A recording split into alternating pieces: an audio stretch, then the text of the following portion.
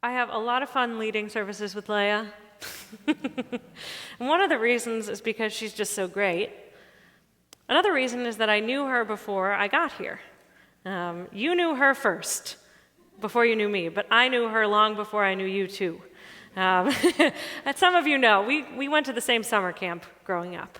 So a few years apart, but we encountered one another, and we know a lot of the same tunes and have a lot of the same traditions, and it's because we grew up in the same place. This was a good week for me, because this week I got to go to summer camp. Not the camp I grew up in, but I spent a day this week at Camp Eisner in Great Barrington, Massachusetts. You'll hear more about the nitty-gritty of that in an email that's going to come out next week that was forecasted in the email that came out this afternoon.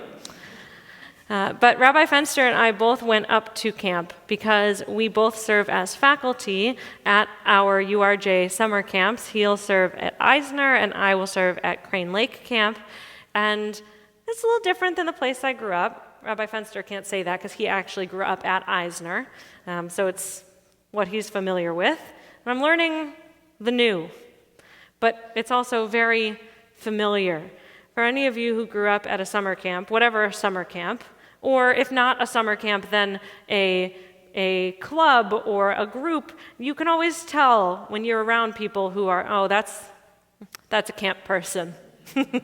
Oh, that's a swimmer, right? People find one another. So while I was up there, one of the things we did as faculty, Crane Lake faculty, is we started talking about not just this coming summer, but we talked about goals. We imagined a camper.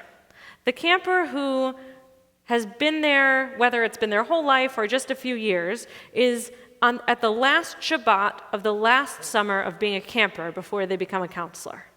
And the question that we were asking was, what do we want that camper, that young person, to know by the time they get there?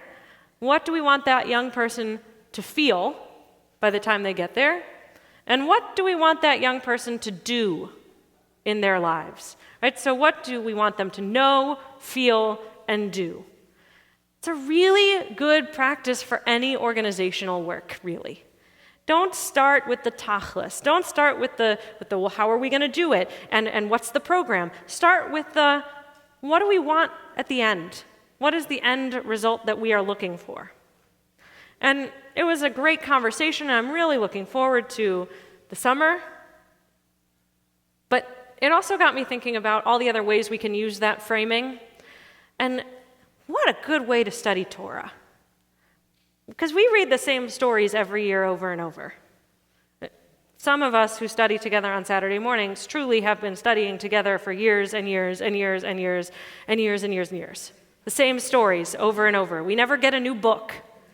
It's the same 5 books over and over. So what a nice framing. When we read a story from our Torah, what do we know? What do we feel? And what should we do about that knowledge and those feelings? So let's practice. This week's Torah portion, a goodie, Toldot. Toldot is the story of 2 twin brothers, Jacob and Esau. Jacob and Esau, well, Esau was born first, but you already get where we're going because we say Jacob and Esau, we don't say Esau and Jacob. But Esau was born first by just a little bit. And they were 2 totally different people. I don't have a sibling, so I only learned about, all I know about sibling relationships comes from Genesis. It's maybe not a good thing. I've been told they're not all like that. But Esau and Jacob are very different. Esau is strong and brawny and goes hunting and likes to be outside. And Jacob is quiet and gentle and apparently really likes to cook. And they're very different. They're also physically different. We are told Esau is very hairy and Jacob is smooth. That's what we're told. And the story goes that Isaac is on his deathbed, their father Isaac, and he's going to bless his oldest child with the birthright, because that is what always happens in the Torah, is the oldest child gets the birthright. Except that's actually never what happens in the Torah. Because Rebecca knows that this is going to happen, but she has a favorite, and she wants Jacob to receive the birthright. And so they cook a favorite stew, lentil stew, we are told, and Rebecca clothes Jacob in an animal skin, an animal fur, and we are told that Isaac, their father, can't see very well.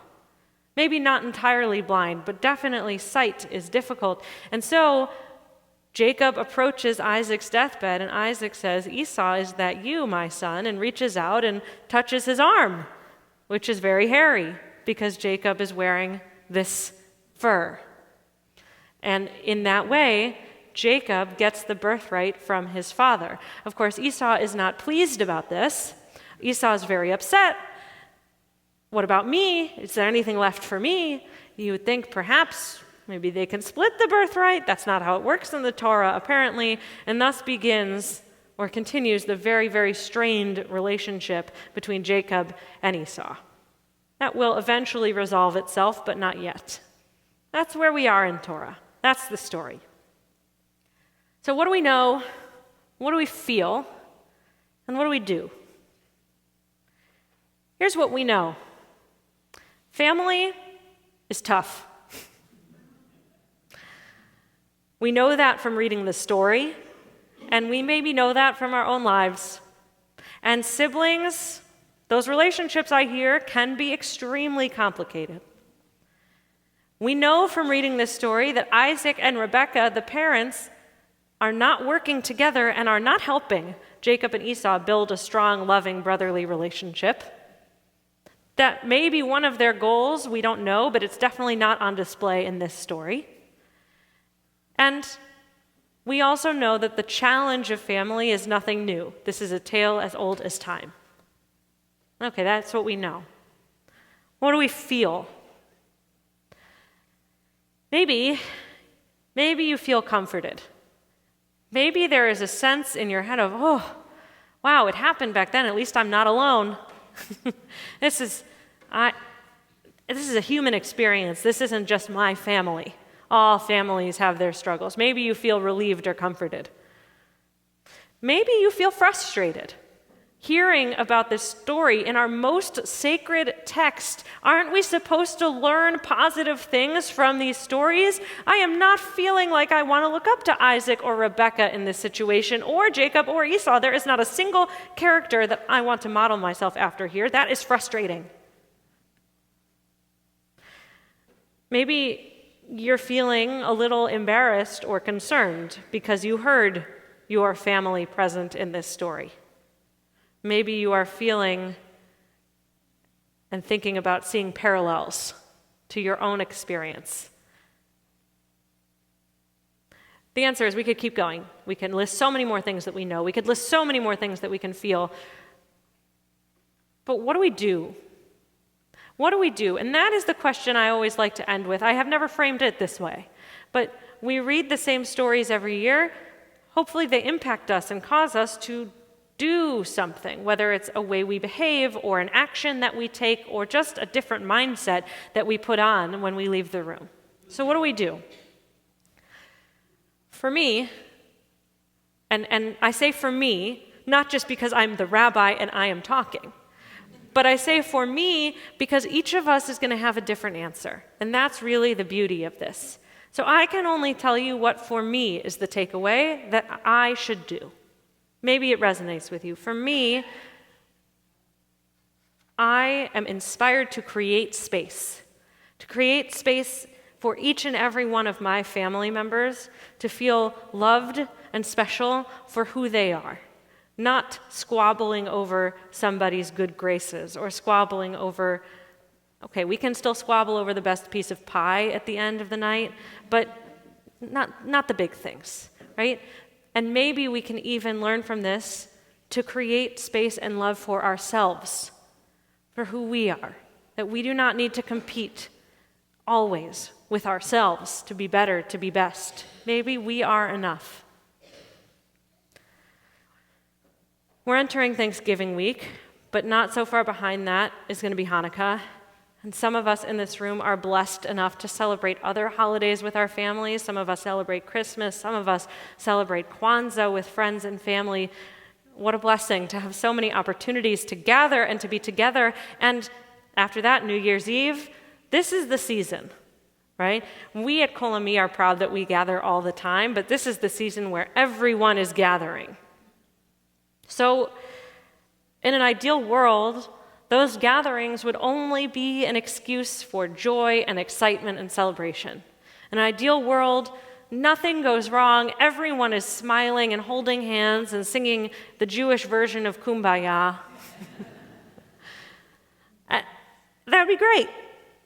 But we know that's not always how it goes. And especially today, we know that there is high tension in our communities, in our all the circles, internally, in our community, in our city, in our state, in our country, in our world. There is tension.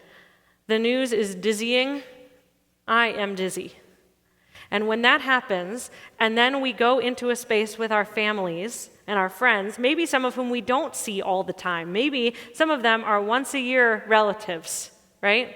Hopefully we talk to them in between, but maybe this is the only time you see them all year.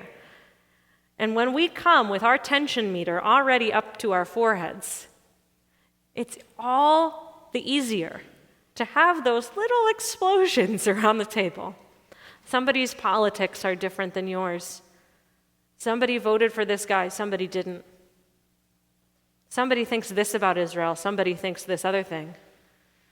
Somebody talks about the food pantry and how amazing it is and how we should keep serving people, and somebody else says, yeah, but what about fixing our systems so that we don't need that? Those actually go together. That's not a great example. As it's coming out of my mouth, I knew it was wrong. The point is, sometimes when we come in raring for a fight, because so many of us have been in a constant state of being raring for a fight for years, it is easier to get into the fights with the people who matter most to us. I am not saying take politics off the table for the holidays, because quite frankly, I don't think that's possible. Because politics are ingrained in our values, and it's who we are. And so of course it matters to us. I'm not going to tell you, here are the top 10 things not to discuss at your Thanksgiving table, because I guarantee those are the 10 things that are going to come up. So I'm not going to sit here and tell you that if you just don't talk about those things, you'll be fine. But here's what I want. I'm not going to pretend that this no, feel, do structure or hearing this week's Torah portion is going to change your family tables forever. I don't think that's true. But maybe this year, here's what we can do. Maybe this year, we can all try with just a little bit more intention to focus on what really matters and what the holidays are meant to bring us. Maybe this year, we can focus a little more on the beauty and the blessing of togetherness. It doesn't mean don't argue. It means being able to take a step back and take a deep, deep breath and see the person in front of you as a whole human being, not just a set of arguments. And maybe that's true looking in the mirror as well. This year, may we gather in peace. This year, may we gather in joy. This year, may we gather in strength. To which we all say, Amen.